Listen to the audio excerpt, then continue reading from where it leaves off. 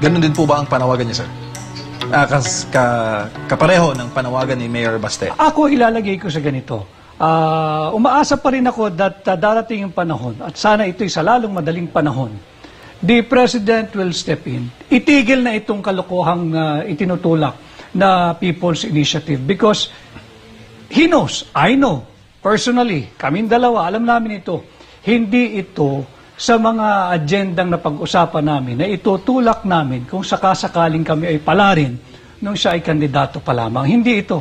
Ang mga kalaban noon ay paano ang ekonomiya post-pandemic, paano ang kalagayang kalusugan ng mga Pilipino, paano yung peace and order, paano yung handling sa drug issue. Pero wala, it's all about economy, it's all about the independent foreign policy na kanyang sinusulong ng kampanya pa lamang. But we never spoke about charter change. Of course, we are open to talking about it, baka yung economic provision. Pero hindi dapat galawin. At alam niya ito, nalalaman niya ito, alam ko ito personal dahil nag-uusap kami nung araw, na hindi dapat pakialaman yung political provisions of the Constitution. And I hope soon, but it has to be very, very soon, the President should step in and ask all those who are pushing for a fake, deceptive, tyrannical, despotic, and graft-ridden push for charter change na itigil na itong peke at huwad na People's Initiative. Nasa studio po si Jade and si Admar. Partners? Attorney Vic. Hi Jade, Admar, good afternoon. Yes, si Admar po ito. Magandang hapon. Ano po ba ang masasabi ninyo? Under control pa po ba ni Pangulong Bongbong Marcos ang ating government? Or tingin ninyo may iba nang nagdidikta ba dito? Kasi nabanggit nyo nga kanina na hindi ito kabilang sa inyong napag-usapan plano, no? Sa sandaling mamuno na after na manalo nga nitong last election.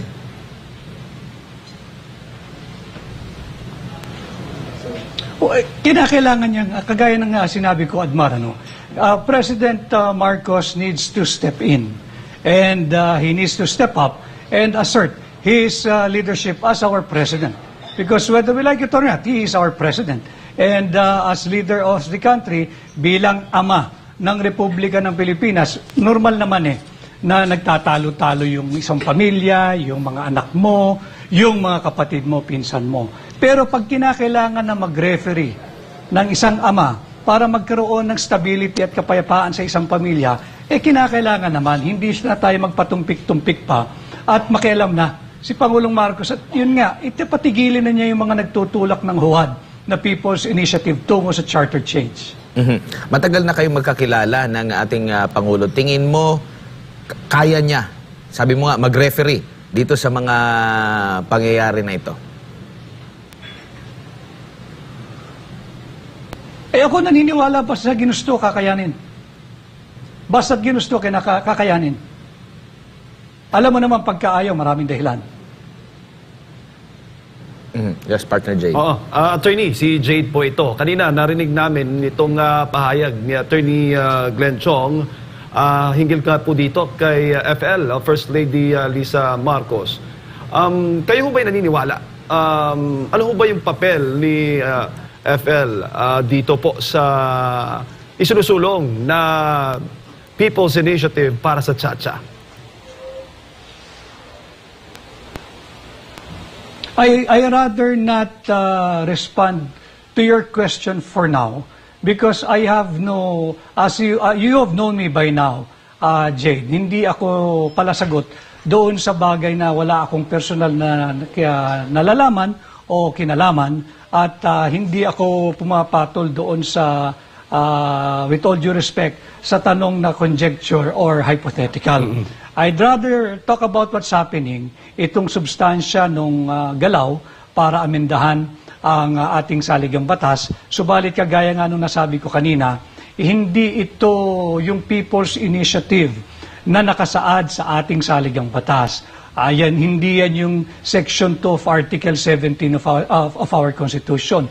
Ito ay malinaw, lantaran at harapang paglalasapastangan sa ating saligang batas at hindi natin dapat payagan dahil sabi ko nga, tayo ay Pilipino, hindi tayo for sale.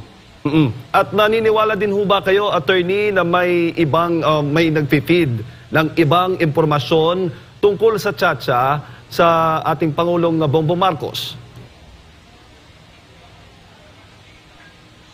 Hindi ako naniniwala. You know, I've been there. When you are the president, you have access to all and any information. Hindi pwedeng sabihin, hindi ko alam ang nangyayari, hindi ko alam ang totoong sentimiento ng taong bayan. Lahat ng impormasyon papasok dyan sa tanggapan ng Pangulo.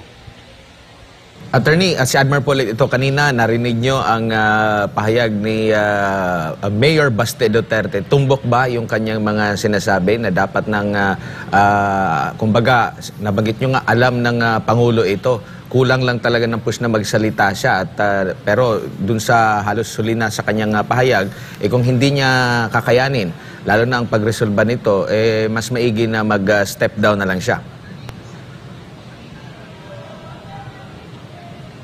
Take away the personality mention. Let's just approach this theoretically. Halimbawa, ikaw ang Pangulo at duty-bound ka na gawin at ipatupad lahat ng batas na nararapat ng tama at may fairness and dapat just ka. Hindi pwede yung hindi mo nalalaman. Dahil 1.5 taon na ang panunungkulan at napakainit na itong usaping charter change. Kung ikaw halimbawa ang CEO ng isang kumpanya at nagkakagulo na ang iyong mga empleyado, ang sagot mo hindi ko alam ang nangyayari, may problema yung kumpanyang pinamumunuan mo. Opo. Sir, magtatatlong taon na ang Marcos administration. Doon ba sa mga pinaplano nyo dati, kahit noon pa, nung pagtakbo pa lang ng Vice President, hanggang dito nga, nakatakbo na ng Presidente, hanggang sa nanalo, ito bang mga, lalo na itong mga hakbang sa unang bahagi ng taong pamumuno ng Marcos administration, ito bang lahat ay nakalinya sa plano ninyo noon? Itong lahat ng pangyayari? Hindi. Ang usapan namin ay maglilingkod kami ng tapat at matiwasay at aming lalabanan ang maling sistema sa pamahalaan, lalabanan namin ang graft and corruption at pipili kami ng mahusay na tao na maglilingkod sa ating bayan. Alam mo, ang dami nagsasabi na baka manahimik ka na lamang. Madaling sabihin yan, pero mahirap sikmurain sapagkat kung lahat tayo hindi makikialam dahil komportable tayo somehow sa ating trabaho, sa ating pamumuhay, and we'll just mind our own business. Remember, we are doing this not just for ourselves. Hindi na nga para sa sarili natin para sa ating mga anak. At para dun sa mga batang Pilipino na pag hindi tayo nagtino, pag hindi inayos itong nangyayari sa pamahalaan, baka wala nang abutan ang mga kabataan na hindi man na-enjoy ang kanilang buhay ngayon. Attorney, si Jade po ulit ito. Marami sa ating mga kababayan nagtatanong kung meron pa bang unit team.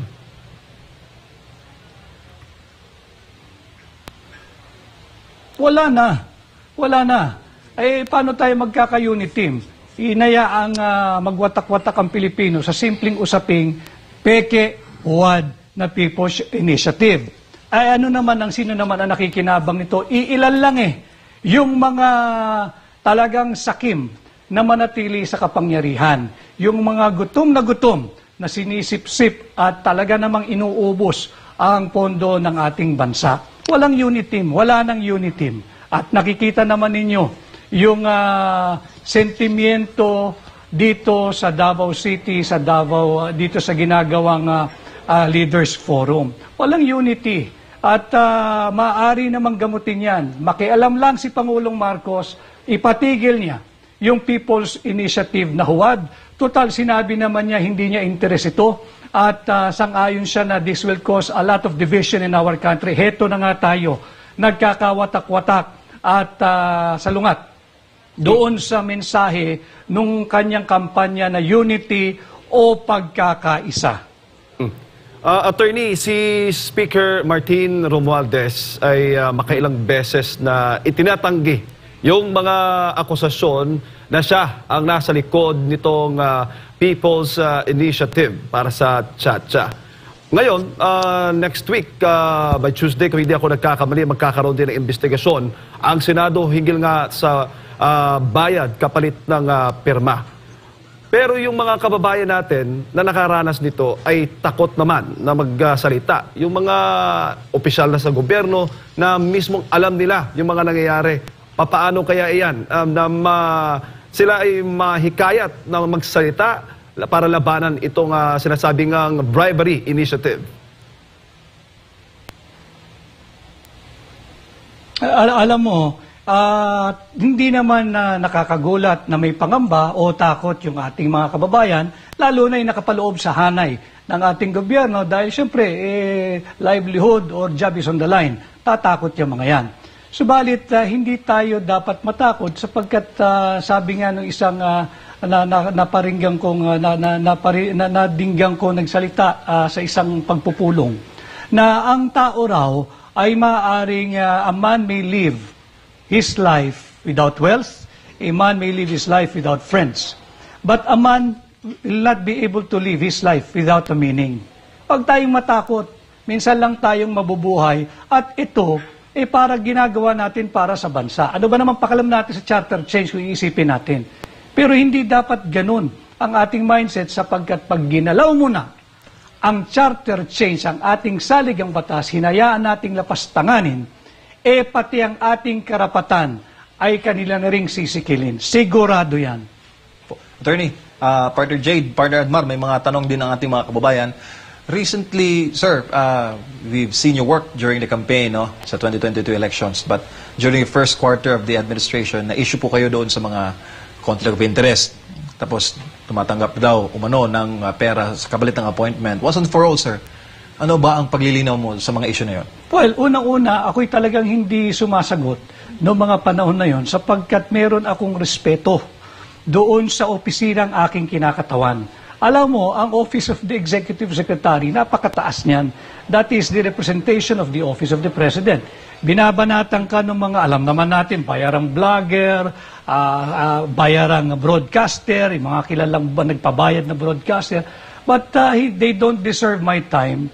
They don't deserve my attention because I am confident of what I did at alam ko namang kabulaanan yung kanilang ibinibintang. Look, maybe after your question and after my answer and after this interview, hindi naman ako magugulat kung may biglang lumabas na kaso riyan. Ang tagal nilang pinatakbo yung ganitong kwento, ni minsan hindi ako sumailalim o sinialalim sa investigasyon. At hanggang sa ngayon, sa dami ng binintang nila, wala akong ni isang kasong administratibo, civil, or criminal. Bakit? Wala eh. At ni isang tao, nobody came forward, even one, to even accuse me. Di bali na yung tumanggap eh. Yung hiningan ko lang ba, na hindi nakapagbigay dahil ang laki ng hiningi ko, ni isang kaluluwa, wala. Bakit? Kasi wala. Million, sir, yung mga lumabas na issue nun mga blind item, Talk is coming cheap, from the grapevine. Yung grapevine, uso yan pagka wala kang source eh. Hindi ba? Ginagawa yan sa media ng mga ibang kaibigan natin. According to A source. Sino si source? Siya rin yun eh. Gawa-gawa lang niya yun eh. Di ba? Kaya lang, ako naman, ganun ang buhay ng isang nasa gobyerno, lalo pat napakataas na posisyon. Hindi naman tayo iyakin eh. Naipagtanggol nga natin yung ating ikinampanya nun eh, sa lahat ng batikos, sa lahat ng negatibo eh. So, sa dami ng ginagawa namin noon, ako'y naroroon pa, at mas maraming importanteng bagay eh. Even conflict of interest, look. All those who are appointed, most of those appointees now, kung yun ang panantayan nilang conflict of interest, di conflicted lahat yan, pero nakalimutan nilang sabihin ang totoo sa taong bayan. Hindi ba't kaya nga nagdadivest ka ng interest mo sa kumpanya mo? Kagaya ko, I have to divest yung aking interest sa sarili kong law firm kasi kung hindi, doon palang papasok yung conflict of interest. But before you assume any position at nag-divest ka na, wala nang conflict yon. And since naitanong mo yan, halimbawa sa bahay mo, ang problema ay sa kuryente. Sinong tatawagin mo? Tubero? Siyempre, kukuha ka ng electrician. Ganon din sana sa pamahalaan. Kung ang departamento ay patungkol sa halimbawa ay transportation, alam nga naman kumuha ka nung ang skills ay patungkol naman sa agrikultura. May problema tayo pagka ganon. Wala tayo sa tono. That's why, mostly, ay merong interest o may hanap buhay o naging involved doon sa isang linya na may kinalaman sa isang departamento kung saan siya magiging bahagi. But you have first to divest your interest, shareholdings, or ownership in that company so that when you assume and when you take your oath and when you take office, you are no longer conflicted. Wala ng conflict of interest. Ibig sabihin po ba niyo, attorney, nung nawala kayo as ES, lumala yung appointments? Well, Dahil pumasok I cannot compare my term or my time and now. I think it's not for me to compare or to make comparison, and most especially, it's not for me to judge that this was during my time and this is what's happening now. Parang malasawa naman kung ako ang huhusga mismo niyan. Sir, may mga issue na naman na, sorry, I'm gonna ask the hard questions. May mga issue din po na nababalot na naman sa kaugnayan ng paggamit ng illegal drugs si President BBM na one way or another doon sa campaign ay isa po kayo sa nagpaliwanag. Anong mensahe niyo doon, sir, na yung issue ng illegal drugs ay nauugnay na naman sa kanya? Well, basta't ako, nung kami magkasama, pinakita ko yung kanyang resulta. At naisagot ko naman yun. But again, I am not the competent person or personality to respond to or even talk about yung tanong mong yan. Hindi ako yun. Sir, nabanggit niyo po kanina na may pag-asa pa kayo na maayos itong lahat. Pag dumating po ba ang punto na hindi po na-meet yung pong inaasam na kaayusan sa bandang huli, may mga sasabihin po ba kayo, sir? Maibubulgar po ba kayo? Dahil marami sa ating mga kababayan. Basta't ako naririto dahil I feel responsible dahil ako yung kaming dalawa magkasama na walang gustong sumama sa amin. And ang daming tao ang naniwala, umasa at nagtiwala. At hanggang ngayon, MJ, hanggang ngayon, araw-araw may tawag ako. Kamusta na? Anong gagawin namin? Para kaming mga walang direksyon. So they look up, they call me up, they look up to me for leadership. And bilang isang Pilipino na, may partisipasyon ako doon sa pangungumbinsi, sa pangangampanya ng mabuti. Kailangan ko silang sagutin. Kailangan ko naman sila na iakayin patungo doon sa tingin kong nararapat gawin at yung mga positions natin, politically or legally, na sa tingin ko, ito ang dapat gawin. Naruroon ako sa estadong ganon. And again, I was asked by another outfit kanina, why am I here? I'm here because I said, Davao City and the Davaoenos and all the friends of gathered here today are not for sale. And so am I. I'm not for sale, Filipinos are not for sale. Kaya ako naririto.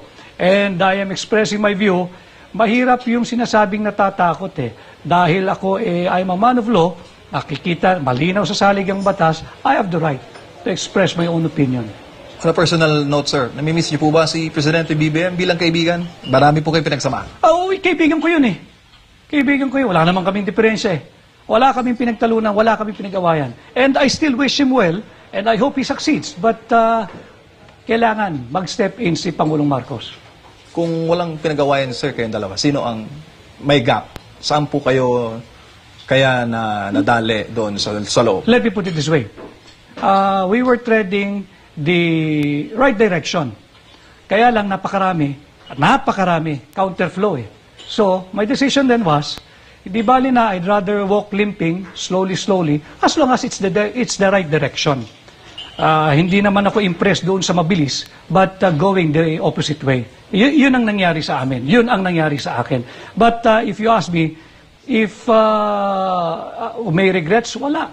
I stood up for what is right, and kinatawan ko yung aming mga commitment na ibinigay yung mga pananalita na aming ibinulalas doon sa mga niniwala, nagtiwala at umasa noong taong 2022 campaign. Sir, uli na lang, matagal po kayong hindi narinig taong bayan sa isang pampublikong panayam. Huli namin narinig kayo noong nakaraang linggo, pero ang paksa nun, charter change. Pero itong mga tanong na ito ay something personal sa inyo pong karanasan. Ano pong mensahe po ninyo sa ating mga kababayan, sir? Sa ating mga kapwa Pilipino, huwag po nating ibenta ang ating kinabukasan. Huwag po tayo magpasilaw sa pera, sa ayuda, sa medical assistance na ipinapakita o pinansisilaw ng mga tiwaling congressman o ibang tiwaling local government officials. Ang nakataya po rito ay ang ating demokrasya. Ang nakatayo po rito ay ang ating kinabukasan at kinabukasan ng ating mga anak. Huwag po tayong basta-basta pipirma sa huwad na People's Initiative at huwag po nating ibenta ang kaluluwa ng ating bansa. Thank you, sir. Maraming salamat, mga kababayan. Si former Thank you. Executive Secretary Attorney Vic Rodriguez. Partner Admar, medyo busy ito. Bitawan na natin. Maraming schedule eh. Maraming salamat, sir. Thank you. Maraming salamat si MJ Mondiar dyan sa Davao City kasama ang dating Executive Secretary ng ni